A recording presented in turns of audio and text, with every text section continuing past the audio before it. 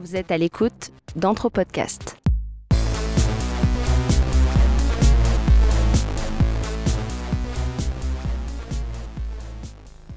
Bonjour à tous et bienvenue dans ce nouvel épisode d'Anthropoquiz, déjà le 3e. Alors, je suis en compagnie de Jonathan. Dis-moi Jonathan, on a eu des réponses pour notre quiz numéro 2 ? Et on en a eu quelques-unes, oui, effectivement, qui sont plutôt intéressantes. Je vous repasse juste pendant quelques secondes à côté, là, l'image qu'il fallait deviner la dernière fois. C'était une image assez énigmatique. Et puis, c'est très intéressant. On a eu plusieurs réponses. Alors, comme d'habitude, on a beaucoup de gens qui n'ont pas répondu parce qu'ils se sont dit, de toute façon, on va être à côté de la plaque. Mais on a quand même eu des bonnes réponses. Alors, la première, je crois que j'ai reçue sur Twitter, c'est de Monsieur Nose sur Twitter. Je vous mettrai son nom jusqu'en dessous, qui me dit « J'ai galéré, j'ai pas trouvé, j'ai lâché l'affaire, mot-clé qu'il a utilisé, toilette, / cuillère, / tribu, / Amazonie, défécation, hygiène. » Alors là, je vous sens un petit peu mais pourquoi il a utilisé des mots comme ça? C'est quand même très très étrange. Et la réponse, je vous la donne tout de suite après. Alors j'ai reçu une autre réponse sur YouTube qui a malheureusement été coupée par YouTube. Je sais pas pourquoi, mais je l'ai pas trouvée. Enfin, quelqu'un qui a posé une réponse, mais que je retrouve plus. Mais j'ai quand même sa début de réponse sur mail qui dit « Ces objets, donc ces deux trucs bizarres, me font penser à des instruments de musique et leur forme de feuille indiquerait plutôt une provenance d'un pays du Sud, peut-être des instruments Toraja, puisqu'ils sont le sujet du, et là j'ai pas la suite de la réponse, mais puisqu'il y avait un livre à gagner, vous vous rappelez, c'était le livre L'anthropologue est-ce un sport dangereux, quelque chose comme ça, oui, de Nigel Barley, et effectivement il est en pays Toraja, donc ça aurait pu être un bon indice, mais ça l'était pas. C'était bien tenté pourtant, hein, franchement c'était bien fait. La réponse du coup qui a été trouvée, parce que la réponse a été trouvée comme quoi c'était possible, même si c'était pas évident. Alors je vais vous lire la réponse la plus complète qui a été envoyée par Naka, qui est d'ailleurs un Suisse. Tiens à dire, hein, celui qui a trouvé la réponse est un Suisse. Hein, ouais, un petit peu ouais. d'ethnocentriste. Ça te fait plaisir, hein? Ça me fait plaisir, ouais. Franchement, oui, bien sûr. Donc, je vous lis ce qu'il a écrit. Ça y est, après au moins 2 heures de recherche, ce qui est quand même pas mal, j'ai enfin trouvé ce qu'étaient ces objets. Ce sont des kemanaks, des instruments de musique, plus précisément des percussions, que l'on trouve dans la région de Ciberon, sur la côte nord-ouest de Java. Ils sont utilisés pour accompagner le bedaya et le serimpi, des danses exécutées par les femmes. Très intéressant, jolie petite réponse, hein, il a bien trouvé. Alors, la question qu'on se pose tous, mais comment est-ce qu'il a fait pour trouver ça? Parce que c'est vrai que c'est des instruments bizarres, hein. Je sais pas ce que tu aurais tapé, toi, comme mot-clé, Anne-Laure. Cuillère. Ouais, ça peut. Franchement, j'aurais eu beaucoup de mal à trouver. J'ai de la chance d'avoir fait de l'organologie, ce qui aide beaucoup, parce que j'ai plein d'instruments rab sur des fiches. Mais honnêtement, j'aurais dû le chercher. Je pense que j'aurais peut-être même mis plus que 2 heures. Ok, donc jolie performance. Hein. Alors, il continue. Pour ma recherche, j'ai d'abord cru que c'était des bijoux, ce qui aurait pu l'être, hein, parce que c'est des instruments assez jolis. Moi, j'aurais peut-être pensé à des boucles d'oreilles, moi, tu sais, ils ont une forme comme ça. Parce que c'est vrai qu'un des trucs embêtants sur la photo, faut le dire, c'est que on ne sait pas quelle taille ils font. Autant ça peut être des très gros objets, autant ça peut être des très petits objets. Donc des très petits objets, des bijoux, ça aurait pu tenir. Il dit, mais leur tige ne me semblait pas permettre de les accrocher ou que ce soit. Effectivement, ça semble un petit peu gros pour mettre dans les oreilles. Il suit en relisant le titre de la vidéo, qui était, je vous rappelle, presque 3 coquillages. J'ai pensé qu'il pouvait contenir un indice et suivi de tomber sur la référence à Demolition Man. Alors toi, tu ne connaissais pas la référence aux 3 coquillages? Non du tout, j'aimerais bien que tu m'en dises plus parce que j'ai l'impression que tu as cherché à induire nos fidèles auditeurs en erreur, non? Alors, en fait, tu vas rire, non, c'était pas pour les introduire en erreur, mais il faut faire des titres cool sur YouTube, parce que sinon les gens cliquent pas, tu vois. Si tu fais entre podcasts 2 questionnaires anthropologiques, personne ne va cliquer. Donc du coup, je me suis dit, tiens, mais à quoi ça pourrait me faire penser ces trucs-là? Et j'ai pensé aux 3 coquillages qui sont dans le film Demolition Man. Et pour ceux qui ne connaissent pas ce monument incroyable des films des années 90, je pense, avec Sylvester Stallone, je vous passe l'extrait tout de suite, il dure quelques secondes, où il parle justement de ces 3 coquillages. Monsieur, recevez l'expression de mes salutations formelles. Oh. Salut, ça va? Nous ne sommes pas habitués au contact physique quand nous nous saluons. Oh, brutal. Je sais pas si vous êtes au courant, mais il y a plus de... Il y a plus de papier toilette. Vous avez dit papier toilette? Oh, au XXe siècle, ils utilisaient des poignées de feuilles de papier pour ce que vous savez.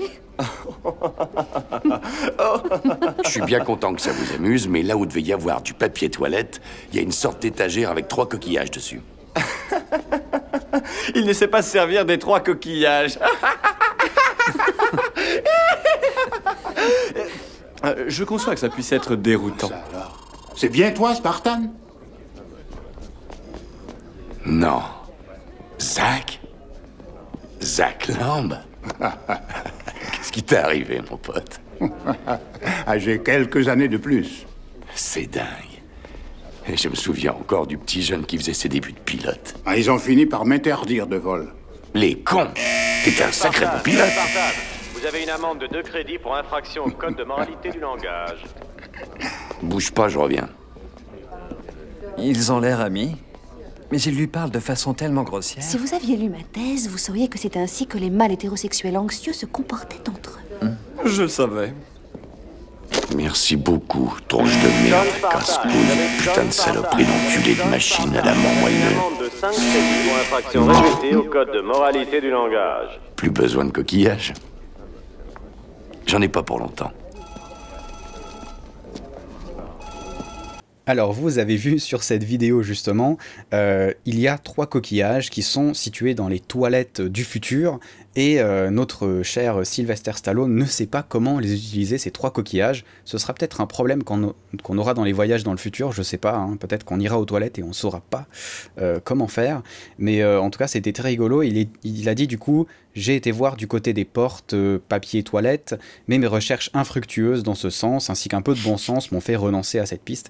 Et c'est vrai, je suis désolé de t'avoir introduit en erreur, c'est vraiment pas le but. C'est pas gentil. Non, mais ceci dit, c'est vrai que ça aurait pu être un indice. Ceci dit, faites quand même attention, parce que les mots qu'a tapé Mister Nose dans Google, c'est des mots qui sont plutôt dangereux à taper, hein.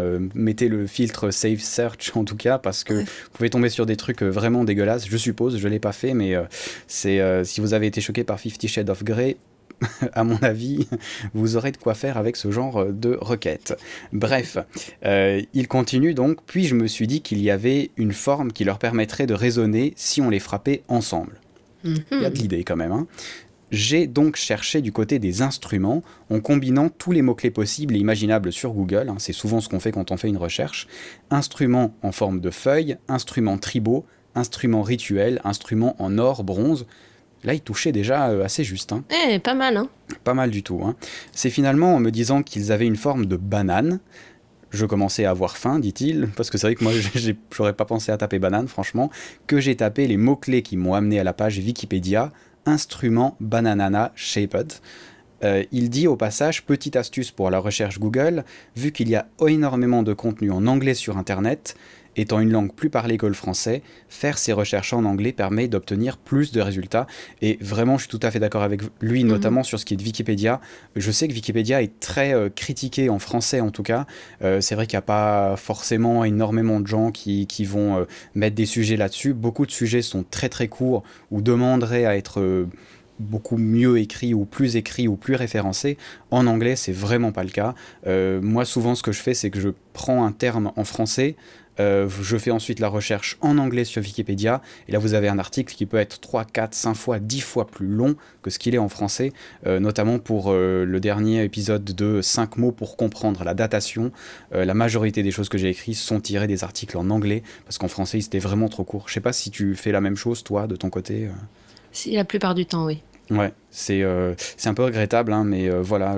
Il faudrait peut-être faire l'anthropologie aussi. Je me pose des fois des questions si l'anglais ou l'anglophone n'a pas plus tendance à participer à des trucs participatifs comme ça. Je pense qu'on devrait commencer à se poser la question, parce que c'est comme des choses comme Patreon, comme Kickstarter, etc. Ça marche aussi en France, mais en francophonie en tout cas, mais c'est quand même beaucoup moins. Alors c'est vrai qu'ils ont la chance d'être énormément aux États-Unis, donc de pouvoir se suffire comme ça eux-mêmes sur ces choses-là, mais des fois je me demande, est-ce qu'il n'y a pas, je sais pas, une histoire de collaboration derrière. T'as lu quelque chose déjà dessus Pas vraiment, mais Je sais pas, souvent on met du temps à se mettre à ce genre de choses. Je sais que par exemple, rien que pour Wikipédia, dans le milieu universitaire, ça doit être assez mal vu d'une certaine manière, parce que quand t'es étudiant, on te dit surtout n'utilisez jamais Wikipédia, on veut pas de Wikipédia, Wikipédia c'est nul.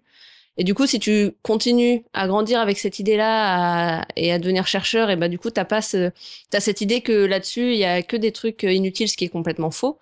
Et du coup, tu vas pas participer à partager ton savoir là-dessus. Et il y a peut-être en France encore ces idées-là qui empêchent un peu de développer ce genre de choses participatives, quoi. Ouais, c'est dommage, mais c'est intéressant. Bref, on s'y intéressera peut-être une fois dans un futur Anthropodcast, mais en tout cas, c'était le bon réflexe d'aller chercher ça en anglais. Ouais. Il finit par ça. Bravo pour ce super podcast. J'ai pu écouter que quelques épisodes pour l'instant, mais je compte bien me jeter sur les autres sitôt que le temps me le permet. Continuez comme ça. Donc, Naka, merci pour ta réponse. Merci, Naka. Et bravo à toi. Hein. Ouais, on doit désigner le vainqueur, mais je suppose que... Bon, c'est quand même lui qui a écrit le plus, on va dire. Il est tout désigné, je pense. Voilà, c'est le seul qui a deviné. Naka, tu es le regagnant du livre de Barley. L'anthropologie n'est pas un sport de combat. Dangereux, plutôt. Dangereux. C'est la sociologie combat, qui n'est pas un sport de combat. Oui, il y a 2 livres. Je crois que tu avais déjà fait l'erreur en off la dernière fois. Il y a 2 livres qui se ressemblent vraiment dans les termes. Bref, en tout cas, comme quoi, encore une fois, hein, je vous rappelle, c'était 3 mots à trouver sur Google pour arriver sur la bonne page pour pouvoir savoir ce que c'était. Donc, encore une fois, on a l'impression que c'est des choses compliquées parce qu'on ne sait pas du tout ce que c'est.